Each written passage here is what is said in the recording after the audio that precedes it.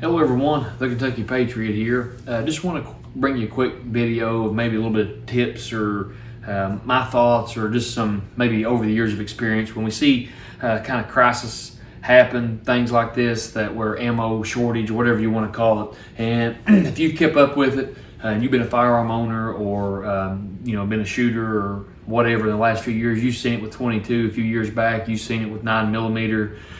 It comes and goes. So anyway, well, here we are again. It's December of 2020, and if you've tried to find ammo, it's tough. It's tough for everybody right now, especially if you're looking for certain calibers like 5.56 or 9mm, a lot of the popular rounds.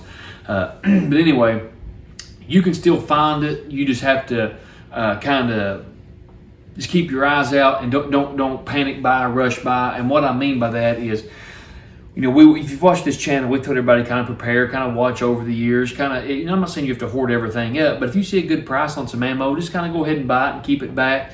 Well, a lot of people hasn't done that, and now they find themselves needing ammo and not being able to find it at all. And I know it's easy for somebody to say, well, they should have done this or they should have done that, or I try to tell them, but guys, for whatever reason, there's people out there that's found themselves needing some ammo and they don't have it. And there's a lot of times I know people say, well, I told them they should have got a gun years ago, or I told them they should have been in the 2A community years ago, and they put it off. Well, maybe they should have, but they didn't. So now's not the time to belittle them or run them down. And I'm telling you from what I've done, I've helped people, and there's people that want a shotgun for home defense. They can't find any shotgun rounds. What the store has is the target rounds, and they'll ask me, well, is that good for home defense? Well, the target rounds, not really. So I don't care to give them a few home defense rounds or help them out. The problem is I can't help everybody. Okay, so you need to start looking for some ammo, especially if you're starting getting low, especially if you're using it for home defense. If you don't have any stored up. And the same thing with 9mm. It's hard to find right now. A while back I tried to help a guy find a gun. We finally found him one. He never found it, the one he was wanting. So it's pretty tough. So just keep your eyes out. And 9mm, had some neighbors, family, friends that may need some 9mm. I don't care to help them out and give them some defense ammo to protect their wife, protect themselves, protect their family. I don't care to do that. The problem is I don't have enough for everybody. So if you find yourself a little bit low on ammo, I just kind of want to give you some advice and help you a little bit if I can.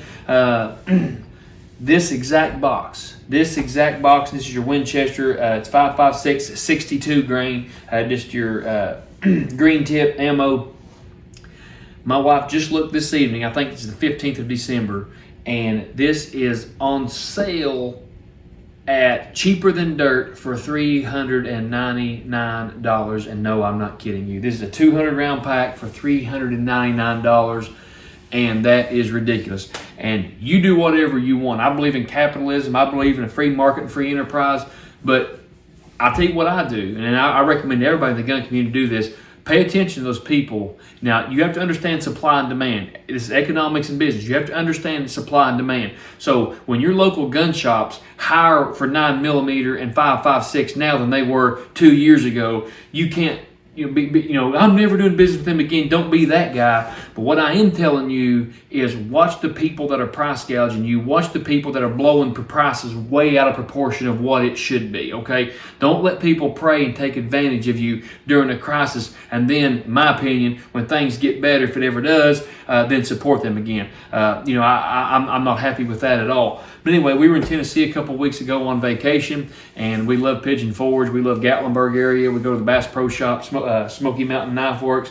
They had this at Smoky Mountain Knife Works, this exact box. I bought a box of what you see right here, the 5.56 for $119. Now, when you say, well, that's still over 50 cents a round, that's higher than I used to pay for it. Well, we're not talking what you paid for it a year ago or 2 years ago or 3 years ago. I thought that was a very good price. And of course, I bought a box. They had a sign there that said, please, no more than 10. So what I am telling you is get what you need. If you see a good bargain, and I have no issues if you want to buy a couple boxes, 3 boxes, or if you want to call home and say, Dad, you need some. Call your best friend, do you want me to pick you up one? That's okay. But guys, kind of watch who does this too, and kind of know the people in the firearms community. Most of your people are great guys. Some people even do this, not even in the firearm community. They'll go in and buy 10 cases like this, then go have their wife buy 10 cases like this, and then they'll try to sell it on a markup to make money during this crisis, or they'll try to put it on eBay or whatever sites there are, websites there are, or whatever, and really jack the price up. So kind of stay clear of that. But prices across the board have gone up. They've got scarce, but just kind of keep your eyes out. Local shops, local places, just kind of go in, and I wasn't even looking to buy any. But since I walked in, seen it, good price, know I'll use it, that's what we need to do. And here's something else. If you've just got into self-defense, and let me say this, I don't mean to ramble, but I'm trying to tell you my personal experiences and life experiences and share it with you. But I was on something on a forum or something, and right kind of when this started going south, there was a lady that was on a forum and said, I'm new to guns. I'm just now getting into self-defense. I can't find any 9mm ammo. What do I do? Something to that effect. And I thought to myself, here's going to come a lot of people with answers. Instead of helping the Second Amendment community or helping this lady, they're going to come up with answers like, figure it out the best way you can because we told you a year ago, you should have already been, you should have. That's not the attitude we need to take. We need to help people, and now's the time, if you've got knowledge or ammo, that you need to be able to help somebody. But if you don't run across prices like this, if you're not in Tennessee, and let's just say you bought an AR-15, and maybe you should have home defense years ago, but you didn't. You can't change yesterday, but what you can do is from this point on be able to protect yourself. The unfortunate thing is you're probably not going to be able, unless you have a lot of money to spend, is to be able to go and buy huge sums of ammo and really try your gun, work your gun. Now, I always have and always will recommend trying out your gun, seeing how it shoots, see what ammo it likes. But you're probably not going to be able to, buy 2,000 or 3,000 rounds and send it through your gun before you're able to protect yourself. The ammo availability and the price probably isn't going to be there. But if you have a rifle and it's what you're defending your home with, and this is really hard to get right now, you may have to pay a pretty high price and only be able to get 100 rounds and take 50 of them to the range and then keep 50 of them for home defense. You're going to have to give and take until things even out. The same way with a shotgun. If you've never really defended your home or really thought much about self-defense until now, maybe something's happened or civil unrest or things kind of got your attention, and you go get a shotgun, and slugs, buckshot has been near impossible to find, at least where I'm at. Now, maybe where you're at, they're okay. Not here. The shelves in the stores that I've been to are full of Winchester number 8 target round or some kind of target round. And I've told you before my thoughts on 12 gauge. Absolutely, I think birdshot is effective, but not the number 8 target rounds. Now, I'm not saying they're not lethal. I'm not saying I don't want to be shot with them. I'm not saying you can't use them. But for home defense, it's not this. You're not going to get the same results out of that as you are 9-pellet double-aught. But end of story.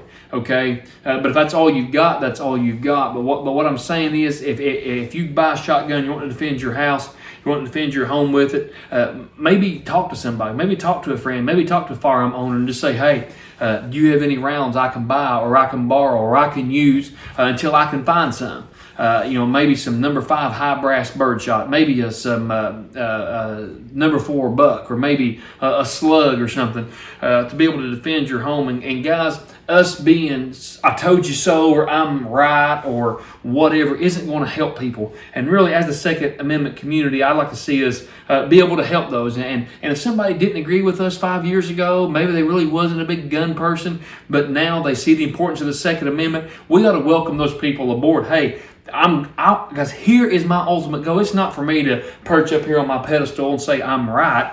I'll tell you what my end goal is for you to be able to defend yourself and your family and your loved ones. Because if something bad happens, an atrocity happens, nobody's a winner.